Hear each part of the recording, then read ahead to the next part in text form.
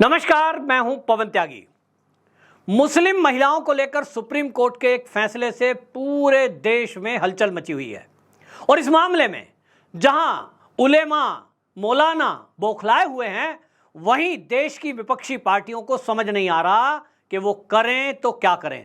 पूरी विपक्षी पार्टियां अभी तक मौन दिखाई दे रही हैं, लेकिन अगले आने वाले कुछ दिनों में आप देखेंगे कि ये जो विपक्षी पार्टी हैं, खासतौर पे कांग्रेस, अब इनका स्टैंड देखने लायक होगा कि ये करेंगे तो क्या करेंगे। असल में एक मामला तलाकशुदा महिला का फिर से एक बार शाहबानो केस की तरह सुप्रीम कोर्ट में पहुंचा। महिला की तरफ से वकीलों का कहना यह था कि महिला के पति ने इसको तलाक दे दिया है, लेकिन गुजारा भत्ता देने के लिए यह मना कर रहा है और हवाला दिया जा रहा है मुस्लिम पर्सनल लॉ का। मुस्लिम पर्सनल लॉ के तहत ये कह रहे हैं कि साहब, शाहबानो का जैसा केस हुआ था उसमें पलट दिया गया था, सुप्रीम कोर्ट का फैसला संसद में पलटा गया था क्योंकि राजीव गांधी की सरकार थी, मुस्लिम तुष्टीकरण करना था। लेकिन आज मामला उलट है। मोदी जी मुस्लिम महिलाओं को लेकर के पहले ही 3 तलाक पर कानून बना चुके हैं और वो अब इस मामले में पूरी तरह से मुस्लिम महिलाओं के साथ खड़े हैं और मुस्लिम महिलाएं खुलकर के प्रखर होकर ये बोल रही हैं कि हमें ये जो कहा जाता है कि सरिया के हिसाब से हमने तलाक दे दिया, पहले वो 3 तलाक देते थे, लेकिन मोदी सरकार आई तो 3 तलाक पर कानून बनाकर उस परंपरा को रोका। तो एक नारकीय जिंदगी, वैसे भी अभी भी तलाक जारी हैं।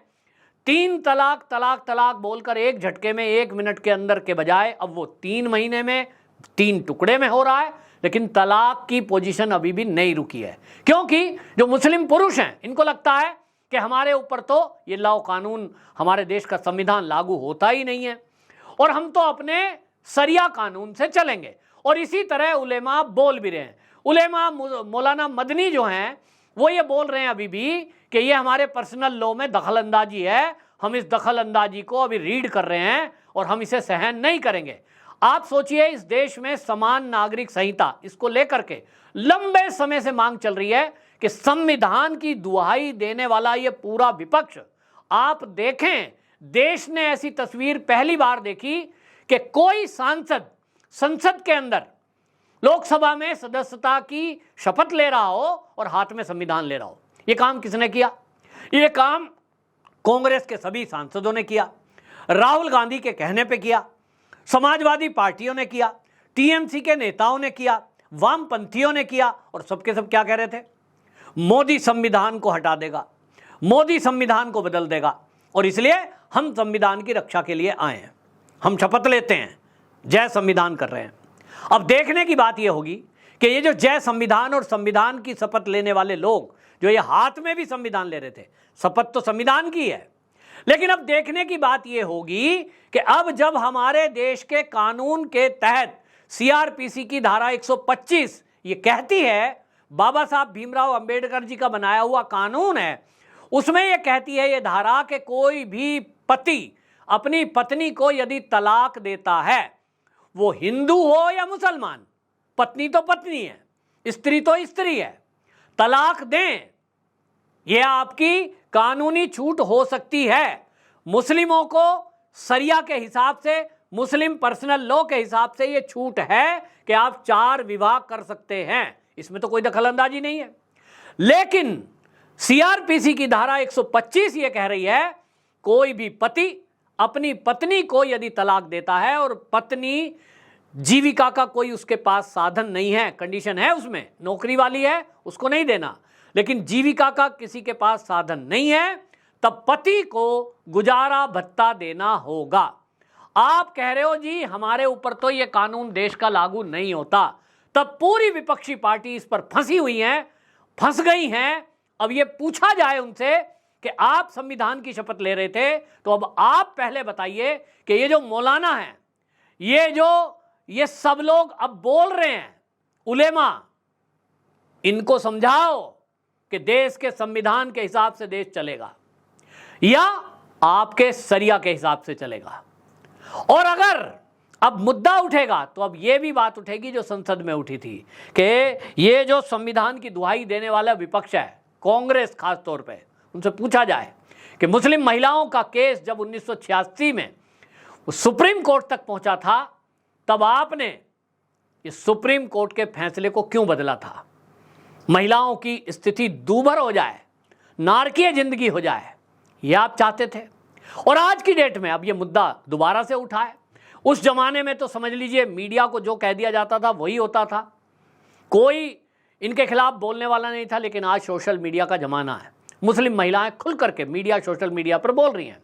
सब महिलाओं का कहना है कि ये हमारे लिए बहुत अच्छा कानून आया है। पहले 3 तलाक था, लेकिन ये तब भी सड़कों पे उतरे थे। लेकिन आज की डेट में अब देखने की बात ये होगी, उलेमा तो सड़कों पे उतरेंगे, उनका तो काम है, क्योंकि उनको लगता है कि उनकी आज़ादी में खलल पड़ गया। 4 विवाह करेंगे और अगर गुजारा भत्ता कोर्ट ने 10,000 भी तय कर दिया तो एक व्यक्ति को 40,000 रुपया महीना देना पड़ेगा यदि वो 4 विवाह करके और सबको तलाक दे देता है। नानी याद आ जाएगी, नानी। और इसलिए मजबूरी में उनको उस पत्नी को रखना पड़ेगा। ये स्त्रियों के लिए ठीक है और ये उनके लिए भी ठीक है जो ये सोचते हैं कि स्त्री उनके लिए जूती के समान है, जब चाहे वो बदल सकते हैं। वो स्त्री उनके लिए कपड़े के समान है, जब चाहे वो बदल सकते हैं। उनके लिए वो भोग की वस्तु है कि जब तक इस्तेमाल किया और उसके बाद वो उठा के घर से बाहर फेंक सकते हैं। ये जो ऐसी सोच के लोग हैं उनके लिए ये सुप्रीम कोर्ट का करारा झटका है।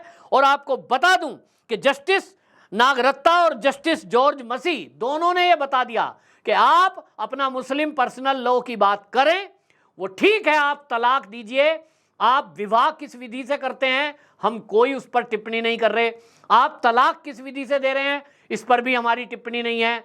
लेकिन हिंदू हो या मुसलमान या सिख या ईसाई या हो कोई बौद्ध, अगर कोई स्त्री हमारे पास आई है कि साहब मुझे मेरा गुजारा मैं कैसे चलाऊं, मुझे मेरे पति ने तलाक दे दिया, मैं भूखा मरने में जा रही हूं, तो हम ये देखेंगे कि हमारा कानून क्या कहता है। और कानून में सीआरपीसी की धारा 125 कहती है कोई भी ऐसा व्यक्ति जिस पत्नी को तलाक दे दिया जाता है, हिंदू मुस्लिम सिख ईसाई कोई भी हो, उसका पति उसको गुजारा भत्ता देगा। अब बाकी किसी धर्म में किसी पंथ में ऐसा तो नहीं है कि एक से अधिक विवाह कर सकते हैं। मुसलमान कहते हैं साहब हमारा कानून है, मुस्लिम पर्सनल लॉ है, हमारे लिए तो छूट है, हम तो 4 विवाह कर सकते हैं। तो ठीक है, आपके लिए छूट है, सबको आप गुजारा भत्ता दें, ये कोर्ट के आदेश से अब ये तय हो गया और इसलिए बौखलाहट है। लेकिन फंसा विपक्ष है। अब ये देखना होगा कि मौलाना अरशद मदनी जमीयत उलमाए हिंद के जो अध्यक्ष हैं वो कह रहे हैं अभी हम स्टडी करेंगे। लेकिन अब मज़ेदार बात ये होने वाली है कि इसमें अब जब ये उलेमा सड़कों पे उतरेंगे, ये विरोध प्रकट करेंगे, ये बयान देंगे, मैं इस वीडियो के माध्यम से भी पत्रकारों से आह्वान करना चाहता हूं कि वो अब जाएं और राहुल गांधी से पूछें, कांग्रेस के नेताओं से पूछें कि ये जो सुप्रीम कोर्ट का फैसला आया है इस पे आपकी क्या टिप्पणी है। किसी में हिम्मत हो तो जरूर पूछना। राहुल गांधी से पूछो, सुप्रिया सुले से पूछो, इनके जो प्रवक्ता हैं उनको पकड़ो, पूछो, टीएमसी की ममता बनर्जी से पूछो, महाराष्ट्र के जो एनसीपी शरद पवार वाले हैं शरद पवार से पूछो, उद्धव ठाकरे से पूछो और इनसे सवाल करो, ये अखिलेश यादव से सवाल करो और पूछना चाहिए कि इस मामले में अब आपकी क्या राय है। अब ये फंसे कैसे हैं? अगर ये कहते हैं कि साहब ये फैसला ठीक नहीं है, उलेमा नाराज हैं और उलेमा कह रहे हैं ये मुस्लिम के पर्सनल लॉ में दखलंदाजी है, तो इससे पता क्या होगा, ये विपक्षी पार्टी जो मुस्लिम तुष्टीकरण पे चल रही हैं इनका 50% जो महिलाओं का वोट है 101% देख लीजिए वो खिसकेगा। बीजेपी को मुद्दा बनाना आना चाहिए क्योंकि आईटी सेल के बारे में बहुत कंप्लेंट हो चुकी, बहुत उनका ये हो चुका जी आईटी सेल कमज़ोर है। लेकिन अगर बीजेपी की आईटी सेल और बीजेपी के कुछ मीडिया जो निगरानी करने वाले लोग हैं, अगर उन्होंने ये चीज़ पर ध्यान दे दिया तो वो बयान जरूर कोट करें, बयानों को नोट करें और आप देखें कि ये क्या बयान देते हैं। अगर ये बयान देते हैं विपक्षी पार्टी के नेता कांग्रेस, समाजवादी पार्टी, टीएमसी कि जी हम तो इस उलेमा के बयान पे साथ हैं और ये मुस्लिम धर्म के बीच में दखलंदाजी है, तो समझ लीजिए महिला का वोट गया। और अगर ये कहते हैं कि साहब ठीक है ये फैसला तो बहुत अच्छा है, महिलाओं के उत्थान के लिए, महिलाओं के कल्याण के लिए, उनकी नारकीय ज़िंदगी से उनको निकालने के लिए गुजारा भत्ता मिलना ही चाहिए, तो समझ लीजिए उलेमा नाराज़ हो जाते हैं। और इसीलिए ना उगलते बनेगी ना निगलते बनेगी। यह स्थिति इस देश के विपक्षी पार्टियों की बनी है। लेकिन क्या इस पर भारतीय जनता पार्टी आक्रामक होकर इस मुद्दे को इस विपक्षी पार्टियों के विरुद्ध में कोई नैरेटिव में बदल पाएगी? इस पर मुझे आशंका है।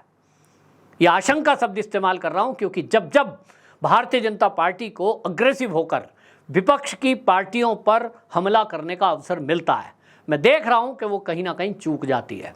एक बार फिर से मौका आया है। हालांकि सुप्रीम कोर्ट में रिव्यू पिटीशन डालने की बात मौलाना मदनी कर रहे हैं, लेकिन इस पर अभी तक मैं देख रहा हूं कि विपक्षी पार्टी पूरी तरह मौन है। पत्रकार भी अभी इस पर मुझे मौन दिखाई दे रहे हैं। लेकिन मैं अब ये उम्मीद करता हूं कि आप लोग जब इस वीडियो को वायरल करेंगे, ज़्यादा से ज़्यादा शेयर करेंगे, तो पत्रकारों पर दबाव बनेगा और वो इन विपक्षी पार्टियों के नेताओं से पूछने पे मजबूर हो जाएंगे उनका रुख क्या है। ये जो तुष्टीकरण चल रहा है, इस तुष्टीकरण में वो देखेंगे कि कट्टरपंथी लोग पक्ष में आते हैं इनके, या ये महिलाओं की वोट पर ध्यान देते हैं। और मुस्लिम महिलाओं को भी ये ध्यान देना चाहिए कि वाकई में वो गौर से देखें उनके हित में है कौन, उनके हित में कौन कानून ठीक है। सरिया कानून उनको अच्छा लगता है तो ठीक है, लेकिन अगर उन्हें लगता है कि देश का संविधान उनके हित में है तो ये मर्जी उनकी है। उनको इस पर खुलकर अपनी राय रखनी चाहिए। ये अब राय रखी भी जा रही है। लोग, मैंने जैसे कहा, निखत अब्बास को मैं देख रहा था, बीजेपी की नेता हैं, हालांकि प्रखर वक्ता हैं, उन्होंने अपनी राय रखी है, सुबोई खान ने अपनी राय रखी है। लेकिन दिक्कत यह है कि आम महिला इस पर क्या सोचती है और क्या प्रतिक्रिया देती है, अगले कुछ दिनों में आपको पता लगेगा। लेकिन विपक्षी पार्टी पूरी तरह इस मुद्दे पर मौन है क्योंकि वो फंस गई हैं। आपकी क्या राय है? कमेंट बॉक्स में जरूर बताएं। वंदे मातरम।